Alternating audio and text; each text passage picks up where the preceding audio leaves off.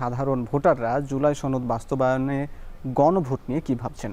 নাটোর থেকে খোঁজ নিয়েছেন সহকর্মী মাহবুব হোসেন। নাটোর থেকে ভোটের ট্রেনে যুক্ত হয়েছি আমি মাহবুব হোসেন। জুলাই সনদ বাস্তবায়নে গণভোটের বিষয়টি আবারও আলোচনায় এসেছে। একই সঙ্গে গণভোটে অনিশ্চয়তা এবং আইনি সমস্যার বিষয়টি তুলে ধরেছে রাজনৈতিক দলগুলো। এ নিয়ে সাধারণ ভোটাররা কি ভাবছে, চলুন জেনে আসা যাক।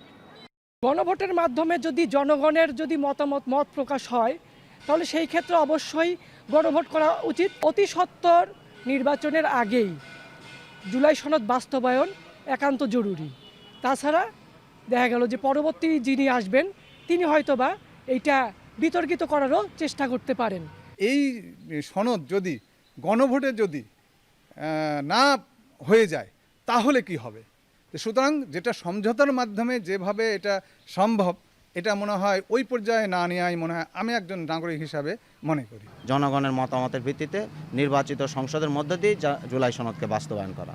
জুলাই সনদ বাস্তবায়নের তীব্র আকাঙ্ক্ষা আমরা পরিলক্ষিত করছি। সেই জায়গা থেকে এর সাংবিধানিক স্বীকৃতির মাধ্যমেই এখনই জুলাই সনদ বাস্তবায়ন হোক, এটি আমাদের প্রত্যাশা। জনগণ কি চাচ্ছে এবং জনগণের জনভোটের এবং গণভোটের জরিপের মাধ্যমে জুলাই সনদ বাস্তবায়িত হোক। জনগণের আকাঙ্ক্ষাটাই মেন প্রশ্ন। তো ছাত্র জনতা যদি চায় জুলাই সনদটা দ্রুত বাস্তবায়ন হোক, তো এই জন্য আমাদের গণভোট প্রয়োজন। জুলাই স্বীকৃতি আমার মনে হয় যে গণভোটের মাধ্যমেই হওয়া উচিত। যদি গণভোটের মাধ্যমে জুলাই স্বীকৃতিটা হয় তাহলে এটা তাৎক্ষণিক হওয়া সম্ভব। আমরা যারা আন্দোলনে যুক্ত ছিলাম, যারা আন্দোলন করেছি, তারা অবশ্যই চাই যে জুলাই স্বীকৃতিটা তাৎক্ষণিকভাবে হোক।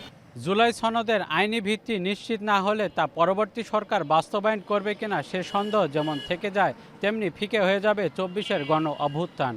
এজন্য জনগণের রায়ের মাধ্যমে বাস্তবায়ন হোক জুলাই সনদ, এমন প্রত্যাশা নবীন প্রবীণ এবং সাধারণ মানুষের।